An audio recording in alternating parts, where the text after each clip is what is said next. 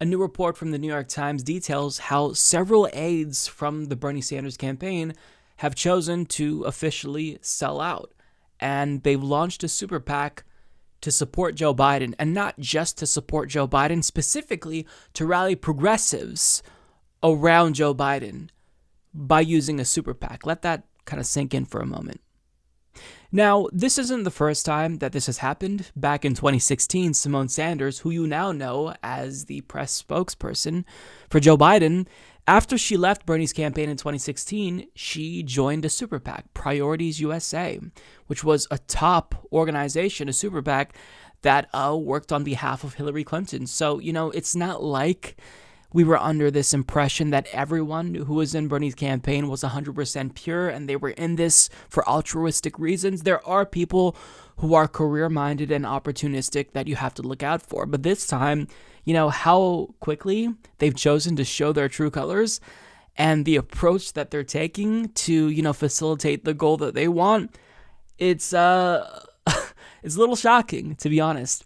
So as Shane Goldmacher of the New York Times explains, former top advisors to Senator Bernie Sanders are teaming up on a surprising new venture to try to rally progressive support for former Vice President Joseph R. Biden Jr.'s 2020 campaign, a super PAC. Jeff Weaver, who served as Mr. Sanders' campaign manager in 2016 and as a top advisor in 2020, is leading the effort, which will focus on mobilizing the base of Sanders supporters, young people, liberals, Latinos, and blue-collar progressives for Mr. Biden.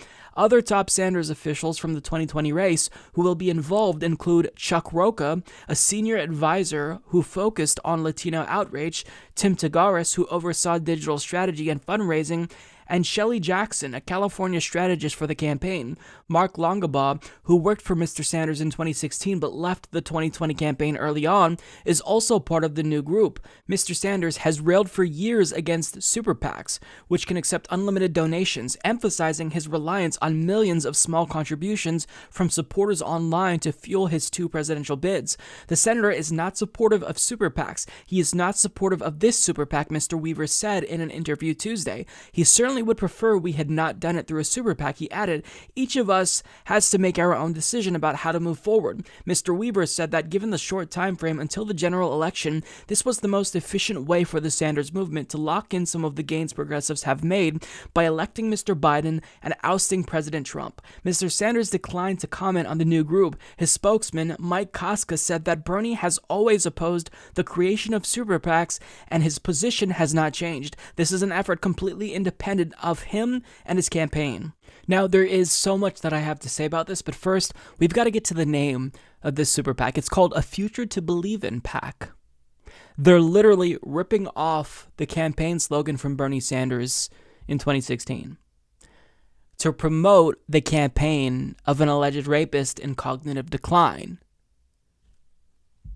First of all, a super PAC isn't going to help rally progressives, because if they're truly progressive, they will be instinctively against these types of dark money groups.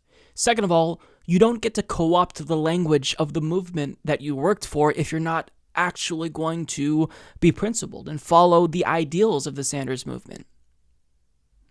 Now, on top of that, I want to get to a tweet from former Sanders surrogate Jamal Green, who decided to spill some tea on Jeff Weaver. He says, Jeff Weaver ain't shit. When he wanted Bernie to spend more money in black media, he shut it down. When they shut down efforts in Mississippi, basically giving up the effort to black voters, Weaver did that. Weaver made Bernie lose twice. He makes every final decision for Bernie. So Jeff Weaver and all these individuals, Tim Tagaris, Chuck Rocha, let's not mince words here. These are sellouts. They are selling out. They weren't with Bernie because they cared about progressivism or democratic socialism. This is all about their next career move. They know Bernie's not going to run again, so they have no reason to remain principled. So they can try to make it seem as if they're doing this for, progressivism, and they're propping up Joe Biden because that's what's good for progressives, but they're doing this for their own careers. And they know that if they want a job in D.C. after they worked for Bernie Sanders, they've got to kiss some serious establishment ass. And this is exactly what they're doing. It's exactly what they're doing. And the disingenuity is part of the problem here with this move, because Jeff Weaver says, look, I know that, Bernie Sanders wouldn't prefer that we did this through a super PAC, but this is really the only way that we can, let me find the quote, lock in some of the gains progressives have made by electing Joe Biden. Okay, if you're going to support Joe Biden because he's the lesser of two rapists or lesser of two evils, that's fine. You can do that. Strategically, I can rationalize that. But don't lie to people and make it seem as if we're going to be able to have any influence over Joe Biden whatsoever. Because if you were going to be able to influence the Biden administration, don't you think he'd be at least a little bit responsive to progressives now when he needs your vote to win? Who's advising him? Larry Summers. Who's still openly hostile towards the idea of Medicare for all? Joe Biden. So don't pretend as if there's going to be a benefit in electing Joe Biden other than beating Donald Trump, because that's the only good that will come of a Biden administration. Trump's out. But all the problems that led to Donald Trump will still remain in place in the event Joe Biden is elected. So don't pretend as if there's going to be any sort of progressive progress whatsoever if Joe Biden is elected, because that's horseshit, and you fucking know it. You know it. Now, part of this is something that we have to talk about with regard to Bernie Sanders. He's made some really bad decisions, and it's easy for us to blame individuals who are bad actors in his ear, his top advisors like Jeff Weaver, who he's known for decades. But the buck stops with Bernie ultimately. Bernie didn't have to accept Jeff Weaver choosing to not do more voter outreach in the South, because I think that Bernie Sanders' outreach to black voters in 2016 and 2020 was weak. He just didn't do enough. And sure, you can chalk that up to Jeff Weaver, as Jamal Green does, but we have to blame Bernie as well for this. Bernie doesn't have to take their advice, right? Same thing with Elizabeth Warren. She chose to hire, Hillary Clinton staffers and Kamala staffers, and that definitely influenced her, but she didn't have to take their advice. She didn't have to hire them in the first place, but the same is true for Bernie Sanders here. We have to be consistent. He didn't have to take the bad advice that was being given to him by Jeff Weaver. He didn't have to do that, but he did anyway. And even though this individual was clearly opportunistic, seeing now that he's starting a super PAC, Bernie should have vetted these people. I don't know about the internal dynamics that took place with 2016, but what I do know is that after Bernie launched Our Revolution, which was an organization committed to, getting grassroots progressives elected, lots of members did not like Jeff Weaver. There was a mutiny. And at the time, I didn't know about Jeff Weaver and whether or not he was an effective leader or if he was divisive and frankly toxic, as some individuals were implying, when they talked about him back then when they were leaving Our Revolution. But now it seems like the red flags were there all along and Bernie just didn't take it seriously. And now look, they left his campaign to sell out and promote Joe Biden through a super PAC. Look, if you want to campaign for Joe Biden, go campaign for Joe Biden. You don't have to do some type of super PAC to do that. And certainly, if you're going to use a super PAC and try to campaign and get Biden elected by the dirtiest means possible, don't pretend as if you're doing this to rally progressives. We're not going to listen to a single word that you say. And progressives, if you're watching this, do not give this super PAC a penny. Don't give them anything, because these are grifters now. Right? Bernie's not going to become president, so they're not looking forward to a job in his administration ever. That's not a possibility. So now they're going to grift on to the next political opportunity that presents itself.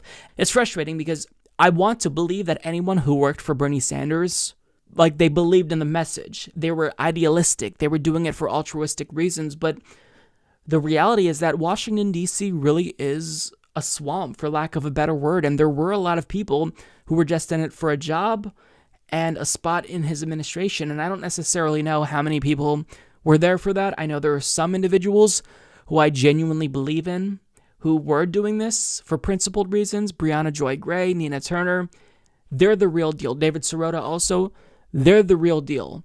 But individuals like Chuck Rocha, Jeff Weaver, Mark Longabaugh, these are nothing more than careerists. They don't care about policy. They don't care about anything but their own careers.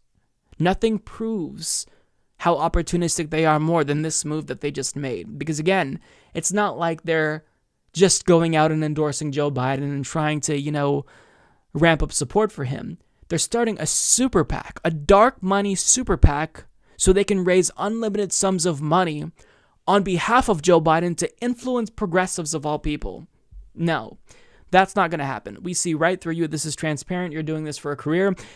And if Bernie Sanders wants any sort of credibility whatsoever, he's got to distance himself from individuals like Jeff Weaver, who are toxic, who are sellouts, who are frauds, who never believed in the message that he was selling. I believe that Bernie believes in his message. I don't believe a lot of the people around him believe in that message. So I hope Bernie Sanders distances himself and runs away from these frauds as fast as he possibly can, because this is unacceptable.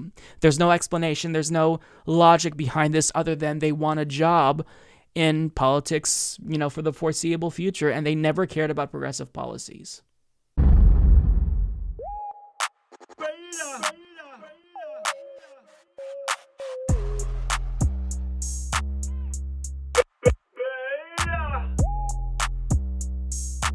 Alpha male, not a beta male.